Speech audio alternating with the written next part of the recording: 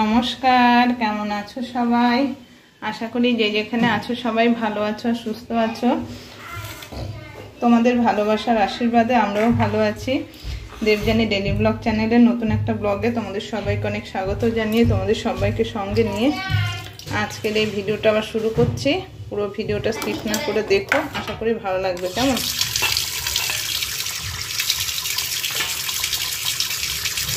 পড়ে গেল আলুটা,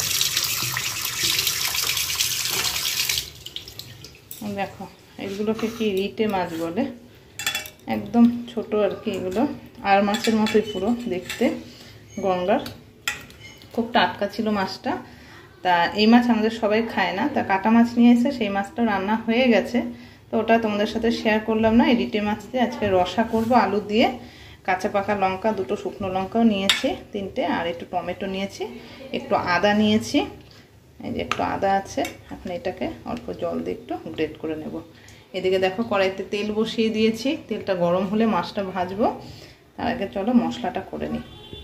তেলটা গরম হয়ে গেছে, ওইদিকে মশলাটাও করেছি, হয়ে গেছে মশলা। আগে মাছটা ভেজে নিই।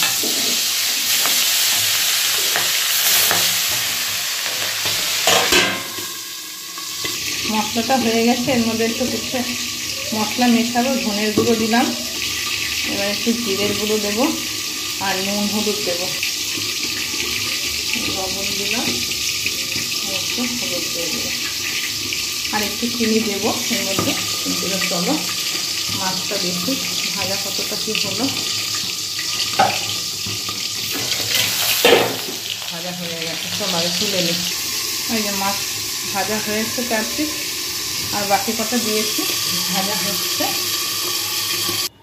মাছগুলো সব ভেজে তুলে নিয়েছি, আলুটা ভাজবো। একটু গোটা জিরে দিলাম ফোড়নে, একটা ছোটো তেজপাতা দিয়ে দিলাম। যেহেতু মাছ হচ্ছে তো তাই বেশি বেশি আর কিছু দেবো না আর কি। আলুগুলোকে ভেজে নিই।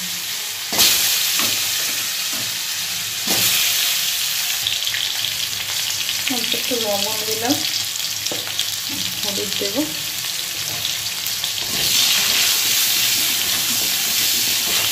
বড় রিটে যেগুলো হয় সেগুলো তো মানে কি বলবো, সব চালানি হয়।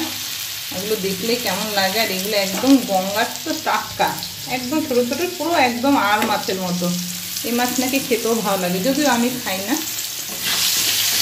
আরও যারা খায়, সবাই খায় না আমাদের এই মাছ, ঠিক আছে। আর মাছটা যেমন সবাই খাই, এই মাছটা সবাই খায় না, আমাদের ব্যাপার। তা সেই কারণে মাছটা অল্পই এনেছে, যারা ভালোবাসে তারা খাবে সেই কারণে। আর এই মশলাটা সব রেডি করা আছে। আলুটা ভাজা হলে মশলাটা দেবো। দেখো আলুটা ভাজা হয়ে গেছে, একটু গোটা দারচিনি আর এলাচ দিয়ে দিলাম। এবার মশলাটা যে রেডি করা আছে, মশলাটা দিয়ে দিলাম। বাটিটা ধুয়ে অল্প করে একটু জল দেবো।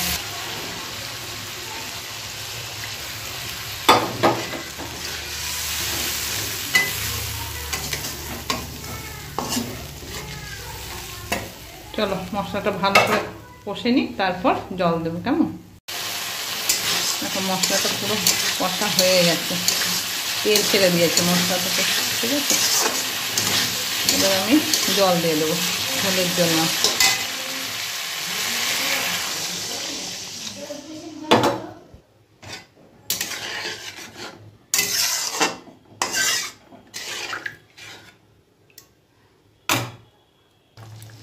ঝোলটা একদম ফুটে উঠেছে, জালও হয়েছে অনেকক্ষণ। মাছটা দিয়ে দিলাম। এই মাছ পেঁয়াজ রসুন দিয়েও খায়, ভালো লাগে, কিন্তু পেঁয়াজ রসুন দিয়ে একটু বড় যেগুলো চালানি বললাম তো, ওগুলো ভালো লাগে। এগুলো যেহেতু একদম টাটকা মাছ, তাই আমি রসা রান্না করলাম। মাছের রসাটা একদম রেডি হয়ে গেছে। চলো এবার গ্যাসটা অফ করে ঢেলে নিই। এই যে ঢেলে নিয়েছি, সার্ভ করার জন্য একদম রেডি। রেসিপিটা কেমন লাগলো বন্ধুরা অবশ্যই একটা কমেন্ট করে জানিও। কেমন ভালো লাগলে একটা লাইক করে দিও।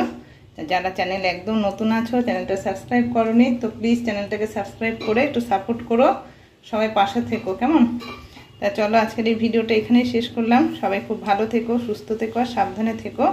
আবার দেখা হবে আরেকটা নতুন ভিডিওর সাথে। আর এইভাবে যদি কেউ না খেয়ে থাকো এরকম একদম টাটকা রিটে মাছ, মাছের রসা আর কি। তাহলে একবার হলো ট্রাই করে দেখো, আশা করি ভালো লাগবে। তা চলো সবাইকে টাটা।